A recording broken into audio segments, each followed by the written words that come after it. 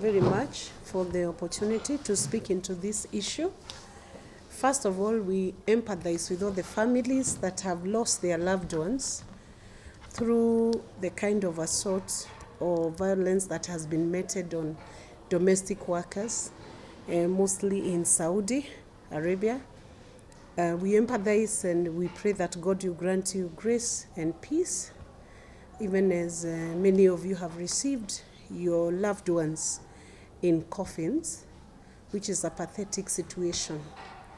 In this day and time, it should never happen that a working relationship or a contract for rendering service turns into atrocities to an individual's human rights and a gross abuse of their basic human rights.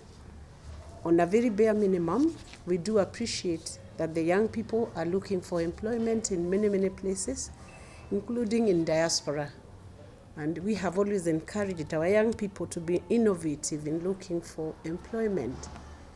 And sometimes, the situation is bad, that they have gone into this form of employment or contracts of service without fully understanding the implications and the impact of how that contract is going to turn out, especially when they fly out of the nation of Kenya.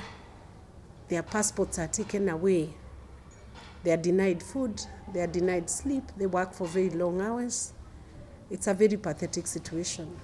And we want to say this. Even when you see they come from Kenya, they are human beings, the human beings of human rights. They deserve human rights. These girls are human beings. They come from families. Many people are angered and anguished but when they are injured or when they are denied their rights. And we want to say, as a bare minimum and as a very basic minimum, even for those who are already out there working in those very pathetic situations, we want to ask the authorities under which they are working that those girls must be allowed to retain their passports within their control. That passport, under our Kenyan laws, cannot be taken away. An identity document anywhere in the world must be allowed to stay with the owner of that identification document. Passport is a travel document. It's a document that aids the person holding that documentation to be able to exit when the situations do not allow them or when the situation becomes life-threatening. So we are asking even the authorities now, even before this issue is resolved, if there is a girl working for you anywhere in the world, Kenya or even any other nation, any other nationality, return their passport back to their control. Because that they deserve. And they deserve a communication gadget. That's basic. They have a right to communication. They have a right to speak to the people who they belong to or the families they belong to, because they are not in prison. And if it is a prison, then it should be stated that they are under detention and they are restrained from maybe holding their phones or their documentation. So at a very first opportunity, their documentation must be returned to them. And we also want to speak into the conditions under which they serve. There are minimum requirements for labor conditions. Those conditions must be respected. They must be observed. The worker must have sufficient food. If they have no other access to have that food, they must be allowed to work within reasonable working hours. Different jurisdictions have different working schedules. They must be allowed to work within the hours that they are supposed to work. And if they work beyond those hours, then there should be compensation or reasonability in the way that worker is managed. And we also want to say that an employer has no right to even slap an employee. There is no right to do that.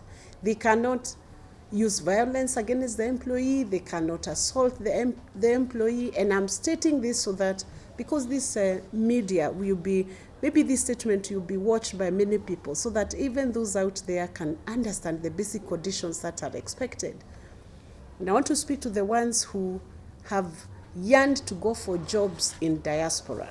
If you have to go to a jurisdiction where you have seen your friends have been hurt or injured, maimed, assaulted, fatally injured, and have come back in coffins and caskets, please seek advice before taking up such a contract.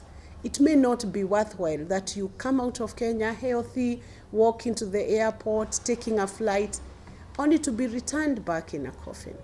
So we want to urge our young people that they must avoid situations where they will be cornered into a contract which goes beyond what is written in the paper.